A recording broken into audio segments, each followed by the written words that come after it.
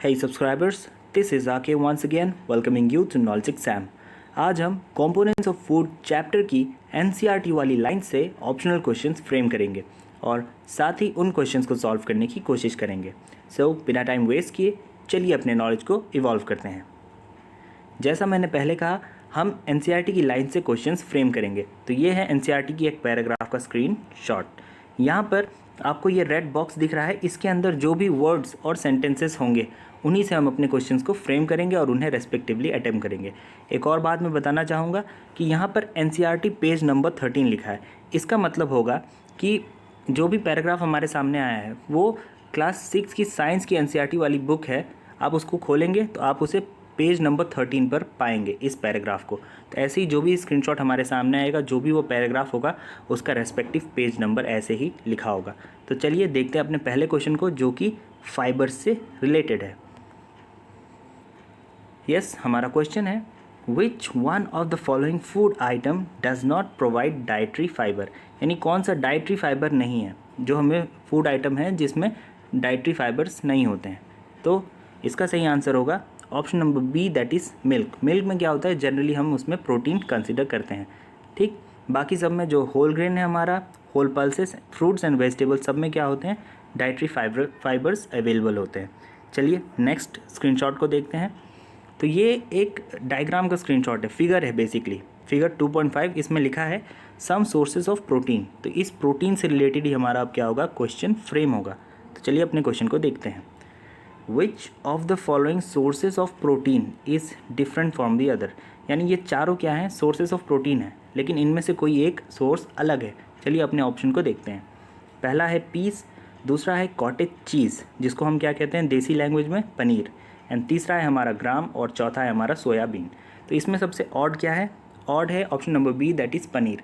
पनीर क्या है, हमें बेसिकली काउ से मिलता है जो कि एक एनिमल है, बाकी तीनों चीज़ें हमें प्लांट से मिलती हैं।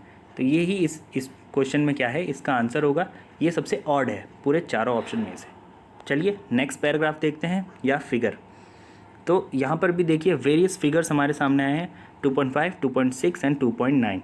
सब में पहले वाले में प्रोटीन से रिलेटेड बात हो रही है, दूसरे वाले में सोर्सेज ऑफ विटामिन ए, और तीसरे में सोर्सेज ऑफ विटामिन डी। तो इन सब से रिलेटेड अब क्या होगा, हमारा क्वेश्चन फ्रेम होगा। चलिए अब देखते हैं अपने क्वेश्चन को। क्वेश्चन है which of the following nutrition is not present in milk. यानी पीछे जाएं एक बार वापस, तो देखिए हर जगह मिल्क अवेलेबल है ना, हर डायग्राम में हमें मिल्क दिख रहा है। तो यानी प्रोटीन और साथ ही साथ vitamin A and vitamin D.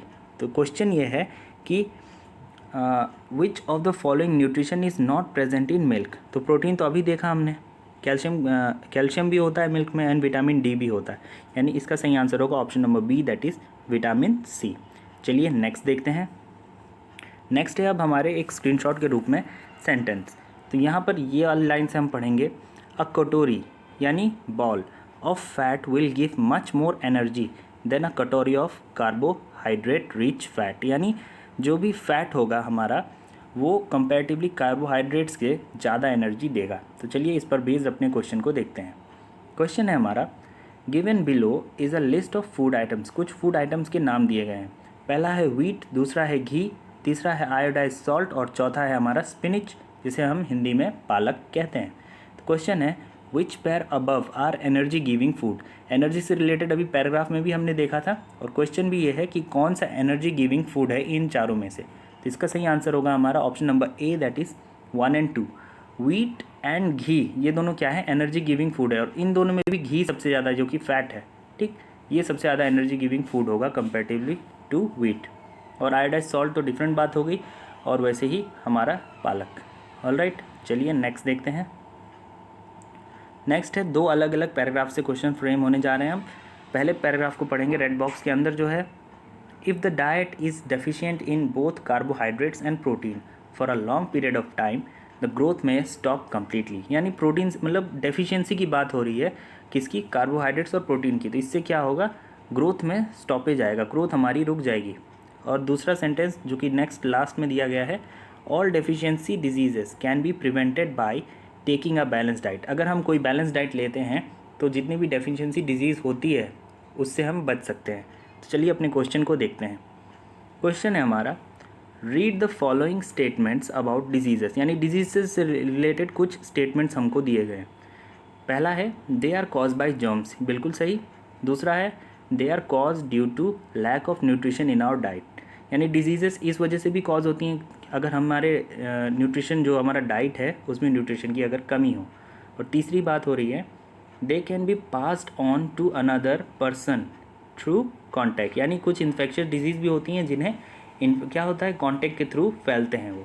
And चौथी बात क्या कही जा रही है कि दे can be prevented by taking a balance diet. तो ये कुछ 4 पॉइंट्स थे किससे रिलेटेड, हमारे डिजीज़ से रिलेटेड। चारों बातें सही हैं डिजीज़ से रिलेटेड। अब देखते हैं क्वेश्चन क्या है। क्वेश्चन है which pair best describes a deficiency disease, यानी डाइट से रिलेटेड, हमारे हेल्थ से रिलेटेड, डाइट से रिलेटेड जो हम खाते हैं उससे कौन सी डिजीज़ को बेस्ट डिफिनीशन मिल रही है इन चारों में। तो इसका सही आंसर होगा option number D, that is 2 और 4। क्या चीज़, हमारे डेफिशिएंसी डिजीज़ किससे कॉज होती है, जब हमारे डाइट में खाना हम अच्छे से न्यूट्रिशन नहीं लेते हैं। तो दूसरा ऑप्शन भी यही चीज़ कह रहा है, it is cause due to the lack of nutrition in our diet. और चौथा ऑप्शन भी इसी से रिलेटेड है डेफिशिएंसी डिजीज़ से, वो क्या है, they can be prevented by taking a balance diet. Alright, चलिए अब नेक्स्ट देखते हैं। नेक्स्ट एक चार्ट हमारे सामने आया है, काफ़ी इंपॉर्टेंट चार्ट है और ये एनसीईआरटी में दिया है, पेज नंबर 16 पे आप इसे देख सकते हैं। बहुत ही ज़्यादा इंपॉर्टेंट है ये टेबल। इसमें विटामिन्स या मिनरल्स दिए गए हैं, उसके बाद उसमें जो डेफिशिएंसी डिजीज़ होती है, यानी इन सब जो विटामिन या मिनरल के डेफिशिएंसी के वजह से जो भी रेस्पेक्टिव डिजीज़ या डिसऑर्डर होता है उनको इस टेबुलर फॉर्म में किया गया है। साथ ही साथ उन डिजीज़ के सिम्टम्स को भी मेंशन किया गया है। तो इससे क्या है, maximum number of questions frame हो सकते हैं। कभी सिम्टम देके डिजीज़ के बारे में पूछा जा सकता है, या विटामिन को देके उसके डिजीज़ के बारे में पूछा जा सकता है, या फिर सिम्टम और विटामिन को रिलेट करके क्वेश्चन बनाया जा सकता है। तो चलिए एक क्वेश्चन देखते हैं इसी में से। हमारे सामने है scurvy symptoms include bleeding gums and wounds taking longer time to heal, which deficiency causes scurvy, यानी स्कर्वी जो है एक डिजीज़ है हमारी, इसके सिम्टम्स क्या क्या हैं, तो वो है ब्लीडिंग गम्स, और साथ ही साथ जो भी हमें चोट लगती है उसको ठीक होने में ज़्यादा समय लगता है, ये उसके सिम्टम्स हैं। तो अब इसमें क्या पूछा जा रहा है कि जो स्कर्वी है वो किसके डेफिशिएंसी के वजह से होता है। तो इसका सही आंसर होगा option number 4, that is vitamin C की अगर डेफिशिएंसी होती है तो हमें क्या होगा, स्कर्वी होगा। वापस वेरीफाई अगर करना चाहें देख सकते हैं, यहाँ पर लिखा है, देखिए विटामिन सी स्कर्वी से रिलेटेड है और इसके रेस्पेक्टिव सिम्टम्स को दिया गया है। तो ऐसे ही करके देखिए, एक पूरे इस कॉलम से, मतलब रोज़ से मैंने एक क्वेश्चन बना दिया, तो जितने नंबर ऑफ़ रोज़ उतने ज़्यादा क्वेश्चन, और फिर इंटरचेंज करके घुमा फिरा के लैंग्वेज बदल कर भी क्वेश्चन फ्रेम किया जा सकता है। तो ये बहुत ही ज़्यादा इंपॉर्टेंट टेबल है जिसे हमें ध्यान रखना है। एनसीईआरटी में टेबल ये दिया गया है पेज नंबर 16 में। ऑलराइट, तो हमने अपने क्वेश्चन को देखा और इसका सही आंसर है option number 4। So this was all for today. आज के सेशन में बस इतना ही। बता दूं कि हमने सेकंड चैप्टर क्लास 6 के साइंस की एनसीईआरटी बुक से अभी कवर किया। ऐसे ही हम नेक्स्ट चैप्टर को उठाएंगे जो फाइबर से रिलेटेड है। ऐसे ही हम उसमें से एनसीईआरटी की लाइन से रेस्पेक्टिव क्वेश्चंस को फ्रेम करेंगे और उनको देखेंगे ऑप्शन के थ्रू कि कैसे एग्ज़ाम्स, कॉम्पिटिटिव एग्ज़ाम्स में वो फ्रेम होते हैं और हम कैसे उसे सही करेंगे। सो जल्दी मिलेंगे नेक्स्ट वीडियो में।